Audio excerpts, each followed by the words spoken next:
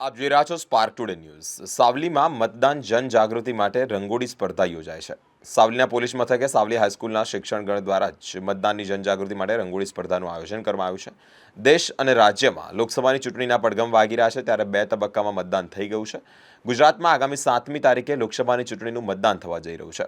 દરેક મતદાતા પોતાના મતાધિકારનો લોકશાહીની સરકાર બનાવવા નાગરિકની ફરજ સમજી ઉપયોગ કરે તે માટે ચૂંટણી પંચ અને વહીવટીતંત્ર દ્વારા સમગ્ર રાજ્યમાં મતદાનની જનજાગૃતિ કેળવવા બાઇક રેલી, બેનર, જાદુગરના મનમોહક કાર્યક્રમ સાથે સંદેશ આપવા માટે એક મહેંદી રંગોળી સ્પર્ધા જેવા અનેક કાર્યક્રમો ચલાવવામાં આવી રહ્યા છે।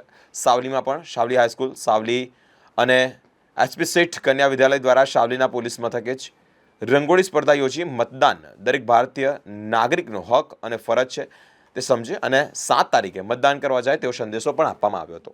मेरा वोट मेरे देश के लिए, मतदान अवश्य करो।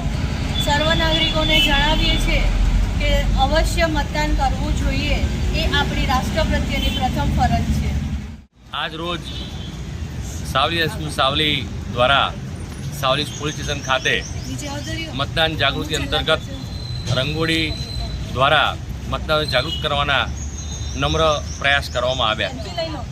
જાહેર જનતાને અપીલ કરવામાં આવી કે મતદાન અવશ્ય કરો।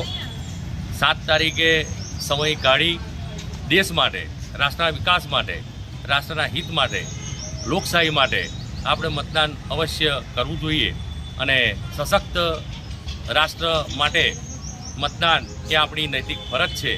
સૌને એકવાર ફરી અપીલ કરું છું કે બધા દેશ માટે 2 મિનિટ, 5 મિનિટ, 10 મિનિટનો સમય કાઢી અને મતદાન મથકે જઈ થોડી તકલીફ વેઠીને પણ અવશ્ય મતદાન આપણે કરીએ અને એક મજબૂત લોકશાહીનું નિર્માણ કરીએ। જય હિન્દ, જય ભારત।